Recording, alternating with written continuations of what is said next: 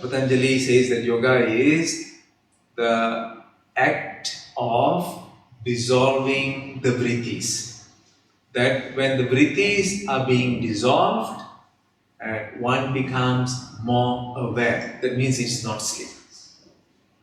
Because when the vrittis dissolve, normally it is sleep. We go into sleep. When we are thinking, when we are consciously deliberating and thinking about other subject matters, and vrittis are very prominent then. As the vrittis drop, then we become drowsy and we go into sleep.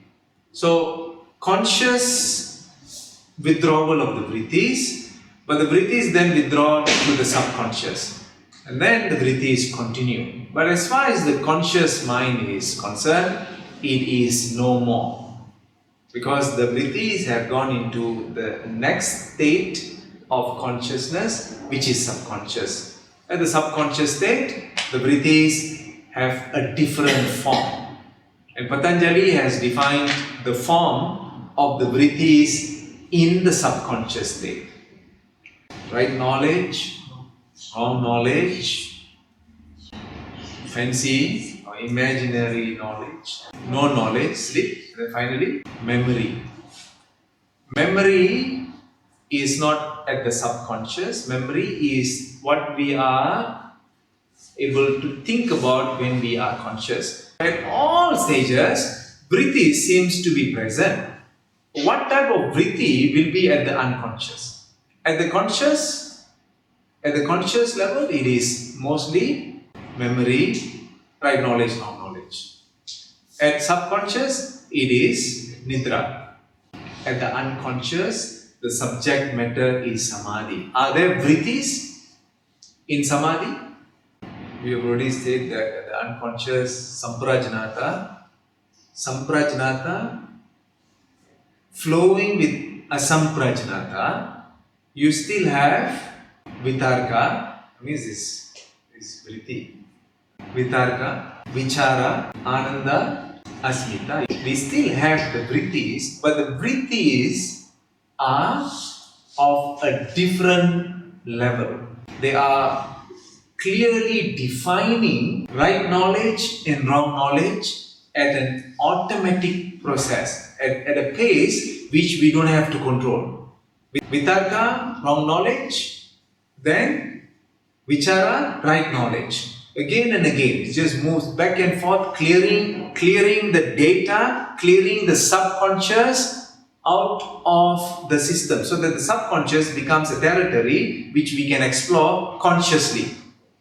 When we ventilate the subconscious, one becomes extremely intelligent, which is a definition of samadhi. In samadhi, when one is reaching into samadhi, one becomes intelligent, being wise. Intelligence is wisdom. At the unconscious, the language is that. At the unconscious, the symbols create that form of intelligence. The intelligence is based on superior form of common sense. When common sense is completely understood, then we realize that common sense has lots of intuitiveness in it and lots of intelligence. That's all we need to utilize in order to be successful in our daily lives. So here, asamprajnata means the other. As the mind is flowing in and experiencing the states of dharana, dhyana and samadhi, which is samyama, then it is going into different states of consciousness. And during that time, he says that as you are having this, then a feeling comes. There are Videhas and prakritilaya yogis. So here we talk about two classes of yogis. Videha means bodiless. There is no physical manifestation. Prakritilaya means merged into prakriti, merged into nature. So you go to some places, you feel there is some kind of vibration. And then some people say, oh, in this place, a yogi has been buried, or he has been practicing tapas, and therefore his energy is in this particular place. Prakritilaya has merged into the nature. Throughout his life, the energy that has been conserved in his physical body is now being maintained through this merging process with nature. Because what this body is also part of nature. All the elements that are outside is also inside us. Therefore, when in this special kind of processes, the physical body merges into Prakriti, into nature, and then that particular place becomes a energy center. And this is where people go for pilgrimage. Millions and millions of people go every year for centuries, gravitating towards those places. So definitely here could be some prakritilaya yogis. And we call them yogi, they may call them saints or sons of, or avatars or whatever that they want to call according to their path and their belief. Therefore we gravitate and then we go there and we feel that there are some changes in us when we go to those places. Like the mind becomes clearer, your answers, your questions are answered because of that touch with that place. Prakritilaya, merging with nature. Whether we believe or not, we cannot underestimate, nor can we judge, because these are too ancient. I mean, this earth itself is so ancient. Humans have been moving on this earth for a million years. So we cannot say that I know everything. How many years have we been living? 40, 50 years? Versus 1 million years of human life on earth. So can't. Even the advent of some form of concentration practices started from the time fire was discovered. The discovery of fire created an awakening in consciousness. We are talking about what? The Pratak and all that. Like you look at the flame, and then even your brain frequency goes and merges up with the subconscious. Conscious mind merges with the subconscious. That's the time when the subconscious opens up to the conscious, conscious opens up to the subconscious. That's why in Pratak some people can fall asleep. Eyes open can fall asleep. So therefore we can say that, yes, when the yogis, when the Upanishad says that from the time fire came, an alternate consciousness was discovered. So we are talking about very ancient times where we are not able to understand many things. Therefore, if we don't understand, then we can't comment. That is why yogis or whoever is practicing some form of self-development has no negative comment about any philosophy or path. Whatever they are doing, it's according to their belief. We just keep ourselves aware of not wanting to say anything negative in that particular situation. Coming back, that is prakritilaya. Prakritilaya, merging with that prakriti nature, and you have many places where people go for pilgrimage, correct? It has been happening for many thousands of years. Now we come to Videha. Videha means bodiless. Energy forms bodiless, not scientific.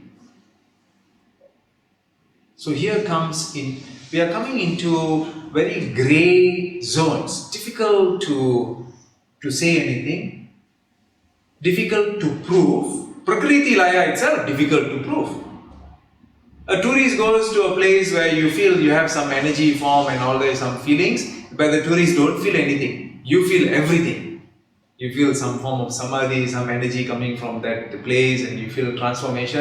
A tourist comes walking with shoes and all, what's, oh, okay. Then you tell him, oh, this is samadhi, something great. Oh, yeah, is it? No. But he or she doesn't feel anything. How come you're feeling? Is it based on belief? Or that you have to open up a certain channel in yourself in order to receive?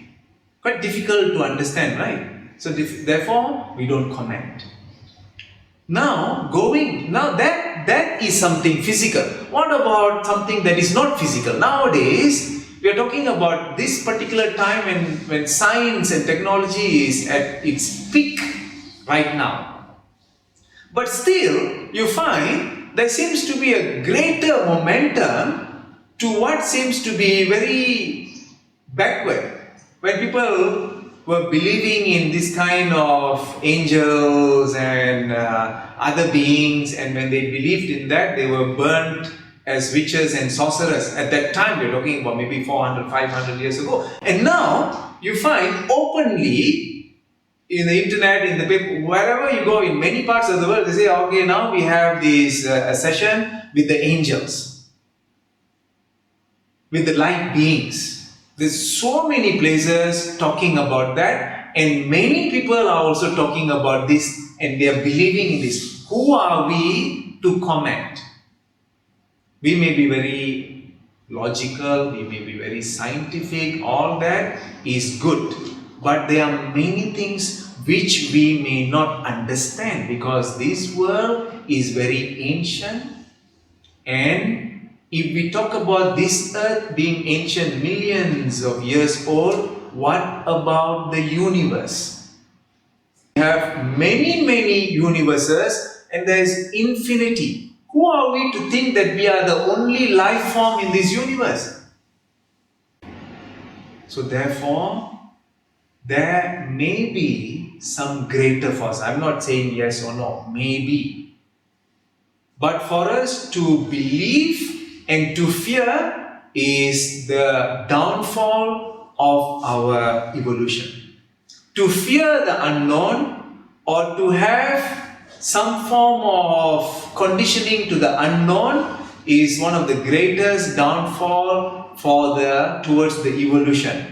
We talk about this bodiless, meaning that there may be a supermind. We don't know. Science says that our seems to be some form of very powerful vibration that is traveling in the universe, and therefore they came with superstring theory, the particle theory. So many things are being spoken of, not only from the philosophical standpoint or from religious standpoint, but also from science, quantum mechanics. So many divisions and layers, but all agreeing that many things are unknown.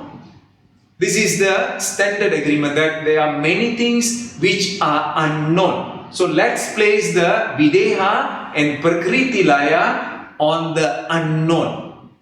And having said this unknown, let us not fall into the trap of fear.